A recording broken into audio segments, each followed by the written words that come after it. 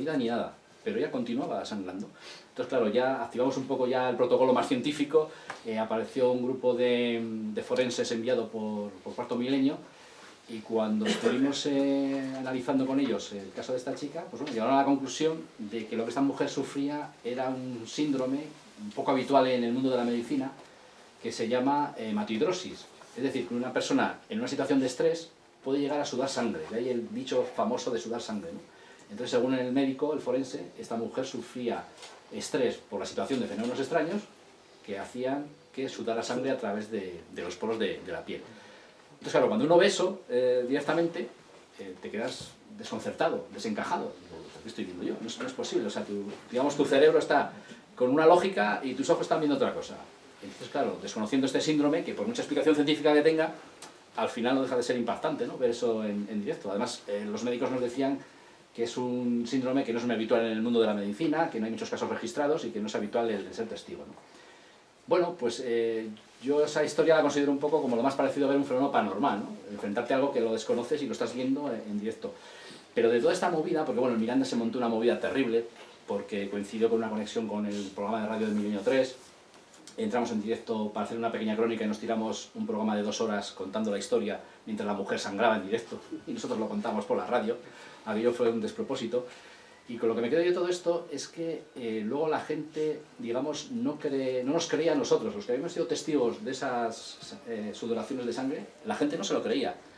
Entonces yo me puse un poco en el lugar de los testigos que tantas veces he entrevistado y que te cuentan que no les creen o que les toman por loco, y esa impotencia de decir, pero ¿cómo me estás diciendo tú que yo eso no lo he visto cuando yo eso lo he visto, ¿no?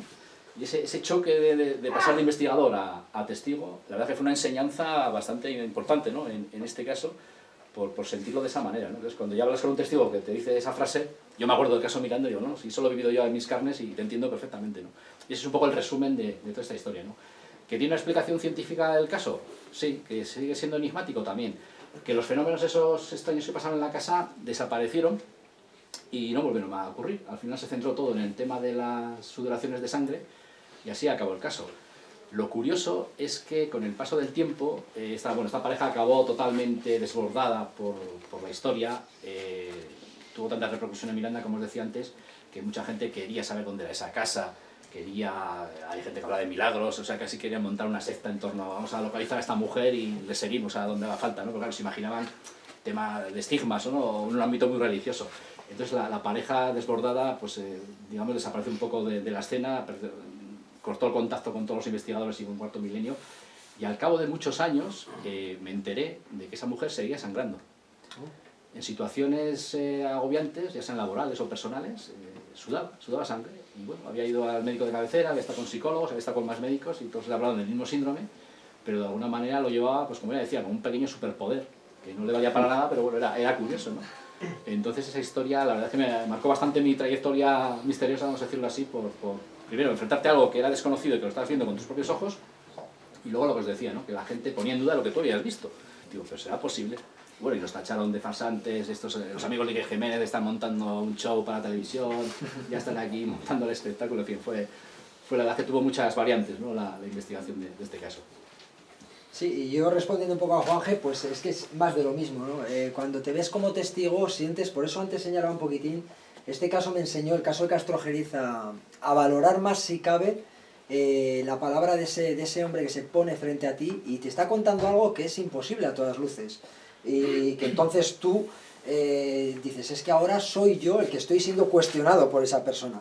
Entonces para mí fue una enseñanza tremenda Castrojeriz. Yo casi lo que me quedo de todo el caso, aparte de las muchas preguntas, la fundamental sobre todo es dos, esos pasos que yo os juro que escuché, no tengo ninguna duda qué eran, y esas psicofonías que se recogían, esa voz que era. O sea, es que detrás de esa voz que encima contesta preguntas, hay una inteligencia, no es algo aleatorio, es que contestaba las preguntas. Además es que una de las psicofonías, y fue el otro día cuando grabando con estos chicos de la Posada del Cuervo, nos dimos cuenta, pues yo, un detalle tonto, no sé si los demás os habéis dado cuenta, la primera psicofonías, esto trabajábamos con una medium que tenía un péndulo. Esta mujer, Iciar, había concretado un diálogo. Si esa entidad con la que ella estaba comunicándose quería decir que sí, el péndulo giraba en un sentido, si era que no, giraba en otro. todo transcurría muy bien, estábamos con un equipo de televisión que daba muy bonito. Yo en el péndulo, no voy a decir que tenga poca fe, pero es verdad que es muy susceptible de cualquier cosa para ser movido, sin casi pretenderlo. Entonces, pero bueno, quedaba muy bien, es verdad que quedaba muy bien. Y ahí no pasó nada. Ella hacía preguntas, y una de las preguntas que hace no es ella la que hace pregunta, sino que fue el propio Ángel del Pozo, el director del programa, es que dice: pregúntale si este edificio ha cambiado con el tiempo. Y antes de que ella haga la pregunta, entra una voz que dice: cambia, cambia, cambia. Y es que no espera a que haga la pregunta Iciar. Es decir, el canal en este caso no es Iciar. Por lo que fuera, las preguntas las podemos lanzar nosotros, lo que pasa es que nos dimos cuenta después. Y la otra pregunta, ya para no dejarlo así, el péndulo hubo un momento que empezó a divagar, y entonces Iciar es ella quien nos dice a nosotros, dice: yo creo que se está cansando. Dice: te estamos molestando, ¿quieres que nos vayamos? Allí nadie dice nada, y ya cuando después se están analizando las grabaciones, los técnicos de sonido, es cuando vemos, cuando la técnica, además la pobre mujer, vino totalmente asustada, desencajada, y dice: oye, que aquí se ha grabado algo. Y efectivamente, ante esa pregunta de te estamos cansando, te estás cansando, ¿quieres que nos vayamos? Entra una voz que dice: volveré yo. Lo dice con rotundidad, con claridad. Que desde luego os juro que no éramos ninguno de nosotros, las condiciones, como digo, eran perfectamente controladas, y aquello, por ejemplo, todavía es algo que muchos días me pregunto, cuando yo creo que todos tenemos crisis de fe, ¿no? En esta investigación, o sea, llega momentos que dices: joder, parece que nunca me pasa nada, yo he pasado noches en el Torreón de Fernán González y no me pasa nada, o en la pirámide de los italianos o tal y cual, y dices: a todos les pasa y a mí no. Y entonces recuerdas ese momento y dices: bueno, pues, ¿y eso qué fue? Bueno, a ver las ailas. ¿Alguna pregunta más por ahí? Una cosita muy breve, nos marchéis sin decirnos qué pasó en ese rincón que nos habéis puesto los dientes largos al inicio de la charla, diciendo que había... Bueno, aquí.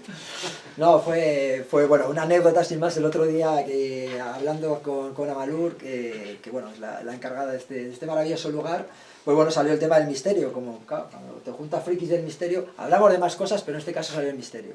Y nos contó que hacía tiempo pues había habido una persona aquí con un péndulo, y bueno, y hubo un rincón arriba en el que, bueno, esa persona percibía, ¿verdad? Algo ahí, una energía además no buena precisamente, negativa. Y ahí quedó, por eso hemos decidido hacerlo aquí abajo. Sí, completamente. Esa esquina en la parte de arriba. Eso es. Donde está la novela juvenil, me parece que sí. Porque también preguntamos, ¿sí? ¿Qué tipo de libros pensáis? Novela juvenil. Hormonas. Había un libro de Enrique. ¿Alguna preguntilla más por ahí? Yo tengo una. Venga, dale. Frankie, es que esta es muy fácil. ¿Habéis pasado miedo en algún sitio investigando? Miedo, pero de verdad, Bueno, pregunto. mira, retomando el tema del caso Miranda, eso me lo han preguntado muchas veces, ¿no? Claro, cuando tú ves a una mujer que está sangrando sin explicación aparente, y es más, cuando yo hago una crónica en directo para Milenio 3, relatando lo que estoy viendo, a mí se me cambia la voz. Y que Jiménez me dice: Enrique, ¿qué te pasa? Que te noto la voz transfigurada. Digo, es que estoy viendo algo que es imposible, entonces me cambio la voz, ¿no? Pero no era miedo porque yo me acuerdo que luego los comentarios en muchos sitios eran: es que estaban acojonados los de Cuarto Milenio y tal. Y dice: no era miedo, eso no era miedo porque era una sensación de desconcierto total. Pero miedo como tal, sí. Igual hace unos años te hubiese dicho que no porque vaya de valiente, sino porque a mí me puede más la curiosidad que el miedo, ¿no? O sea, si me dices que ahí dentro hay un fantasma, pues voy a entrar. Si me dices que hay dos kinkis, pues ahí no entro. Al final el ser humano es lo que tiene, ¿no? Los peligros más mundanos.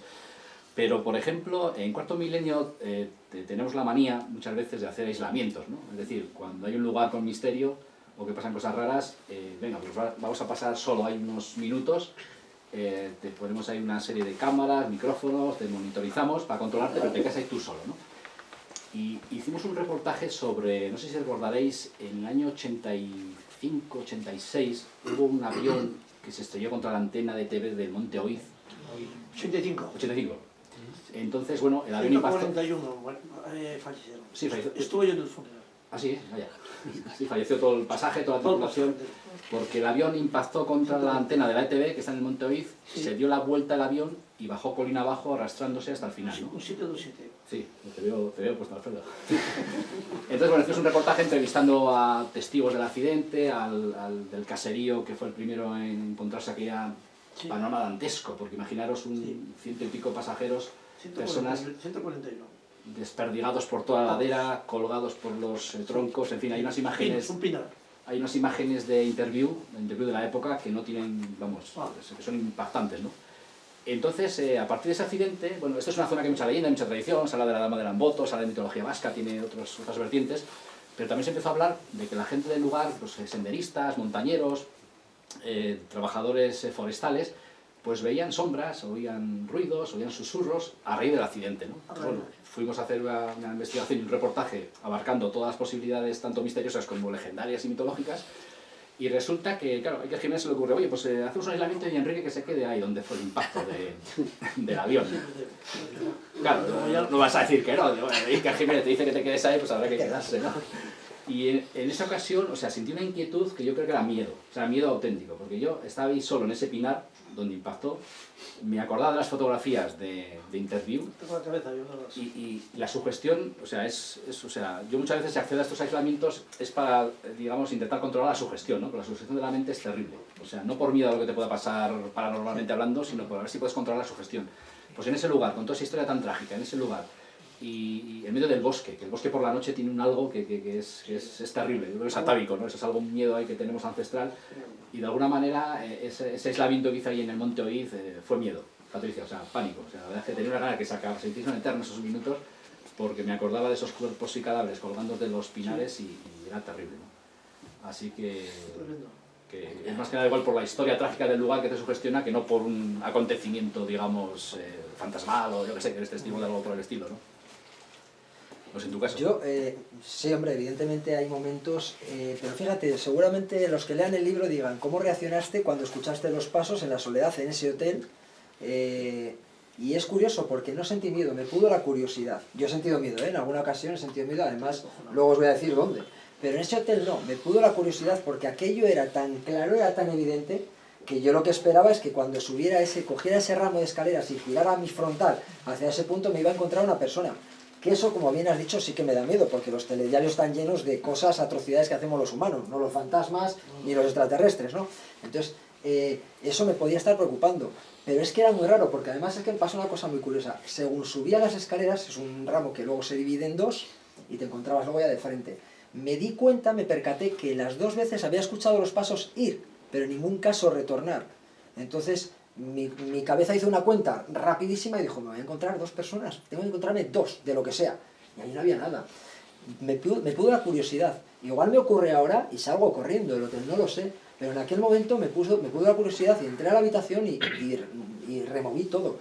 Y miedo recuerdo que tuve una noche en Ochate. O sea, esto vais a decir, a ver, me estás contando antes en Ochate. No puede ser. En Ochate, y estuvieron Juanje y Patricia de testigos.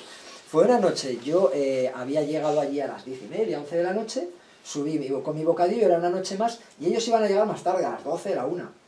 Y efectivamente empecé a sentir, o sea, era sugestión, como que me miraban, pero es curioso, ya había pasado decenas de noches allí y estaba tan tranquilo como puedo estar aquí. Aquella noche era especial y luego fue especial.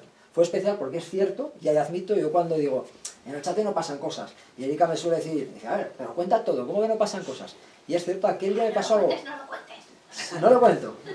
Bueno, vamos a contar un poquito. Aquella noche me pasó algo muy loco y muy raro. Y fue que, muy tonto, o sea, no esperéis una aparición, no, pero yo llevaba una linterna de mano, la llevaba apagada, colgada de esa cuerdecica que tiene, porque había muy buena luz, y me disponía a comer un bocata, y de repente vi que se me cayó la linterna. Pues sin más, dije, bueno, pues la linterna se ha roto la correa. Cuando la cogí, la linterna estaba fundida y partida por la mitad. Algo rarísimo. Pero es que lo curioso es que creo que no fue la mía la única que pasó, porque yo años después, cuando hicimos la grabación del programa en el Prisma de Razón sobre Ochate, Juanje y Patricia confesaron que a ellos les ocurrió algo parecido, ¿no? O sea, aquella noche fue muy extraña, aquella noche, y yo, además recuerdo que yo les llamé y dije, oye, ¿cuánto vais a tardar en venir? Y dice, bueno, ya estamos saliendo de Miranda. Y yo, ostras, qué calvario. En Ochate, yo traté de hacer un ejercicio de control, porque decía, a ver, que estoy en Ochate, que sabemos que todo aquí es... Pero bueno, ahí me puso un poco a prueba también la sugestión. O sea, yo estoy seguro que hay el 99% fue mi propia cabeza, que en aquel día, aquella noche me jugó una mala pasada. Y pasé un rato que casi cuando llegaron los abrazos, o sea, sí, sí. Pero no llegaba, ¿no? No llegaba. Muy bien, bueno, me está haciendo una señal de que hay media cierran. Si queréis comprar el libro, que Juanjo os lo firme, o sea, Juanjo lo firme y demás, pues aquí Aquí lo Bueno, tenéis. muchas gracias sobre todo Eso, gracias para por todos estar aquí. aguantar hasta el final.